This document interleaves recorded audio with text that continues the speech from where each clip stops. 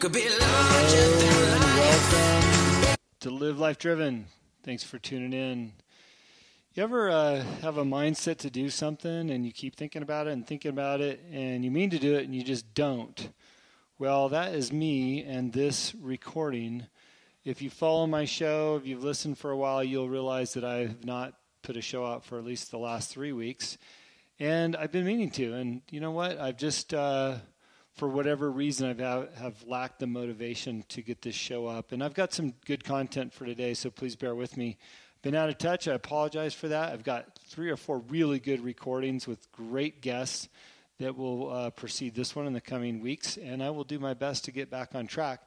And what's funny is, if you listen to this show, you know I'm a huge Andy Frisella fan.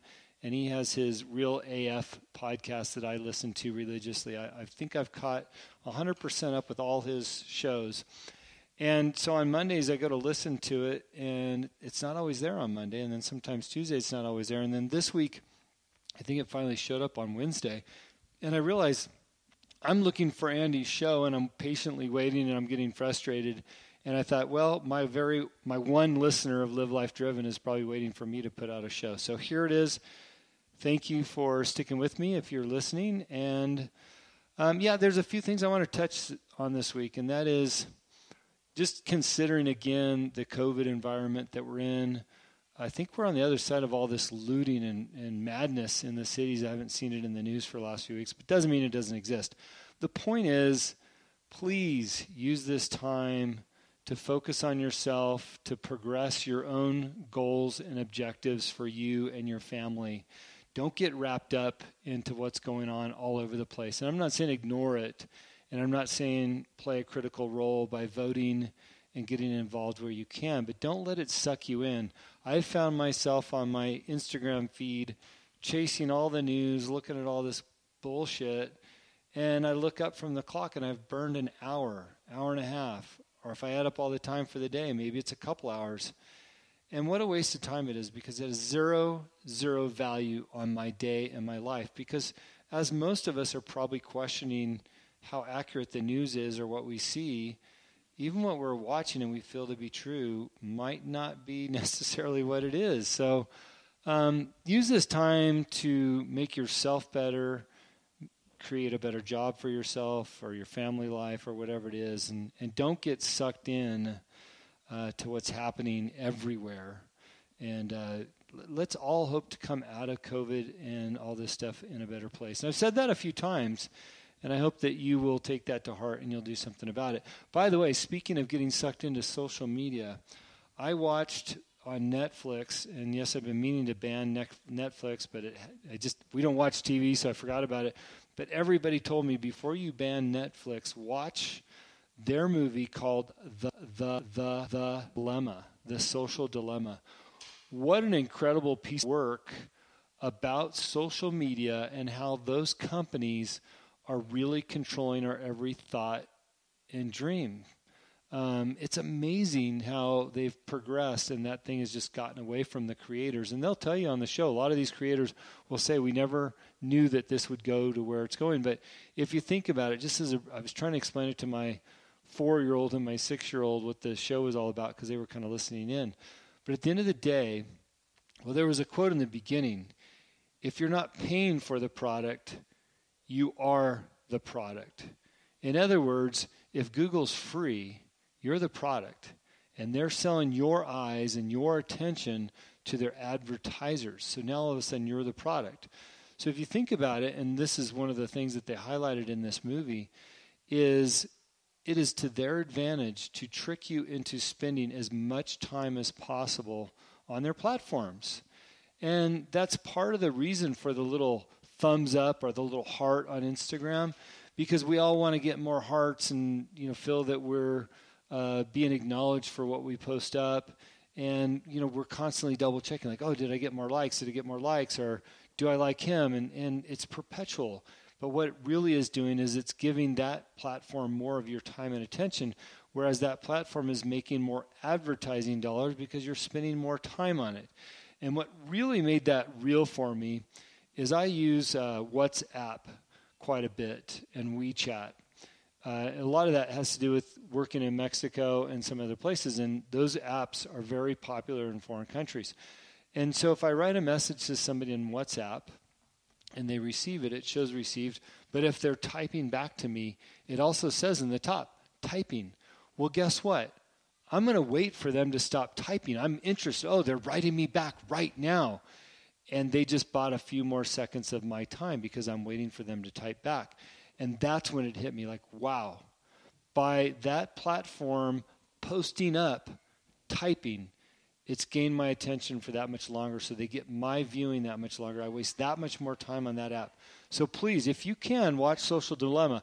I'll tell you, they told me like a month ago or more to watch that. And I just kept ignoring. And now that I've watched it last night, I'm going, wow, I wish the whole entire world could see this because we need a complete reset on the time and attention we give to social media platforms. And by the way, it's addicting. I mean, I'll be the first to admit, picking up my phone all the time. I want to see the acknowledgments. I want to see what's going on my Facebook, my Instagram, my LinkedIn, my Pinterest, my text messages, and my emails. I'm sucked in across the board. And now Yelp has even given me notifications, probably for a good meal. So Social Dilemma, check it out. Use this time of COVID and everything that's going on in this world to recenter yourself, okay? For me, what I'm doing is I'm on the 75 Hard program. It's one of Andy Frisella's programs. Again, I'm a fan of his. I've been a fan of that program before I knew much about Andy Frisella. And I'm on day 52. I'm down about 6 pounds. And by the way, that's a lot because I didn't have anything to lose. I weighed 168, and I'm right around 162 right now, as low as 160 a couple weeks ago, but I've been trying to bulk back up. Body fat, 12.5%, and I was at 14 when I started. But my stamina, my strength, and my learning ability, because part of 75 Hard is reading 10 pages of a positive nonfiction book every day, drinking water, all these things. So I'm using this time to really be in the best shape of my life, to be really strengthened in my mind and other parts of my life. So I'm using that. I've also been working on a new business plan. I'm probably going to be launching my third and fourth business before the end of the year. So I'm excited about that, and we'll talk about that in later shows. I'm just finalizing a few details. I'm actually waiting for a license to come in. The second the license comes in, I'll announce it. Businesses 3 and 4. You could use this time to start a podcast. And by the way, podcasts are great. If you're listening and you want to start a podcast and you don't know where to start, give me a call, email me, whatever, get a hold of me. I'm happy to help walk you through the steps and give you the tools to start that if that's something that you want to do. Peggy Sulawain, if you're listening, Orange County's 100th housewife. I did send my proposal over for you to start your podcast, and I hope you do it, and I'd love to help you do it. So, Peggy, reach out. You've got the tools in your court now. One thing that I've been thinking about as the election is starting to heat up, we're on October 15th right now, the date of this recording. We've got election coming up here. I don't care what side of the fence you're on, and I'm not even talking about my side of the fence. What I will tell you, and this is what my position is going to be on that, regardless of who wins this election, my guy or the other guy, I'm not going to let it affect me and my life to the degree that I can't control what I'm doing. If my guy doesn't win, yeah, I'll probably be upset, but I'm not going to let it control me and change my goals and my outcomes and how I raise my family and the things that I do. I'm not going to get depressed and stop working hard. I'm not going to get in this state of despair that my businesses are going to fail because the economics of the election changed. I'm going to fight through it like I always have my whole entire life, like I would at the Baja 1000 or any other race that I've done, whether that was Spartan or in the car or just a regular old street half marathon. I'm going to fight for my goals and my dreams and my visions regardless of this election.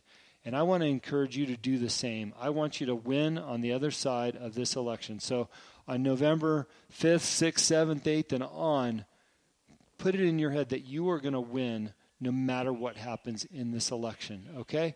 I'm an optimist. I believe that good things will come regardless of the direction.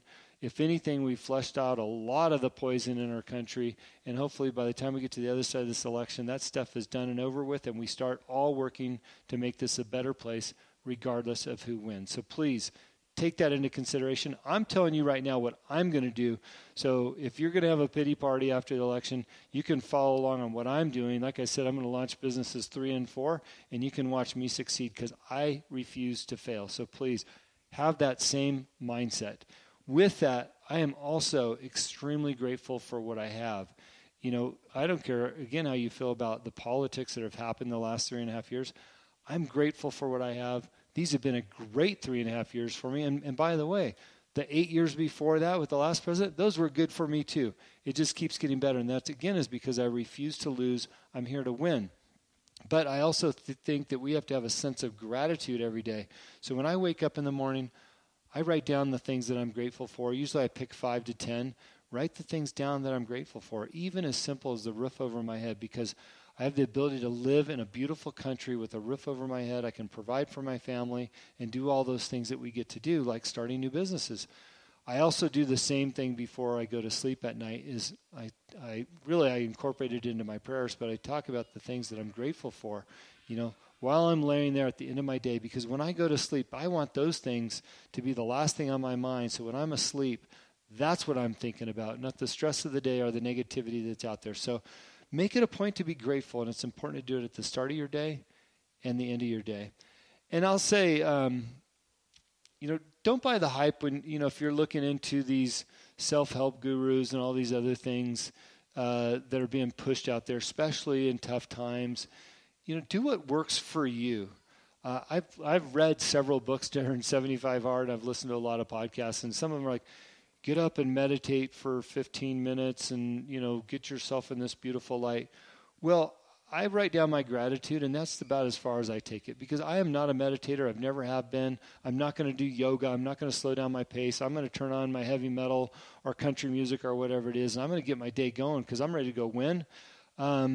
I just can't buy into the hype of, well, you have to meditate if you're going to be successful. So what I'm going to say about that is, do what works for you. Get yourself in your happy place to go out and succeed in the morning and in the evening, and be careful with what consumes your time. So one of the things I've done through 75 Hard is I've made it a point when I wake up, instead of my normal routine while I'm still trying to open up my other eye, I pop the phone on and I want to see if I got any text messages or emails or Instagram notifications. Instead of doing that first thing, I'm not touching my phone until I get up, get my coffee, and read at least 10 pages of a nonfiction self-improvement or positive message book. Right now I'm reading Jay Shetty's Live Like a Monk. Book is awesome. It sets the tone for my day, sense of gratitude, it's positive. And then when I'm done with those pages, yes, I do grab my phone and see what's going on in the world. But at least my mind has started and warmed up to what's going on. So don't buy the hype with what some of these people are trying to sell you. Do what works for you. But I would encourage you to try to get off the phone first thing as soon as you're trying to wake up. Your mind is just not meant to process the 10,000 things that come in first thing in the morning. So. And finally, I'm going to leave this show with this. Again, this is about living life-driven, and I think these are some points about living your lives driven and being driven and just enjoying and making the most out of the circumstances. I do produce and publish a bi-weekly blog on my website, which is Live Life Driven. So this week's topic was you can increase your willpower. Here's some reasons how. Sleep and diet and exercise were a few. Before that, I did a blog on how to advance your career from home. Most of us are working from home or thinking about it. Before that, it was here's how to do at-home sports training. So there's a few tips there. 75 Hard's a great one. Before that, it was 6 reasons to learn a trade that you might want to might be considering. So if you're looking just for some quick, easy content or motivation or ideas, hit up my blog on Live Life Driven. There is a new blog every 2 weeks. It's probably one of the things I'm most consistent at is getting that blog up there and giving you some more information. So thanks for tuning in. Again, I'm calling myself out on this show. I blew it. I waited too long to put out my second show. I'm going to do my best not to let so much time go by and commit to my listeners that I will be consistent. I apologize. I'm going to make the most out of this. By the way, it's not that I was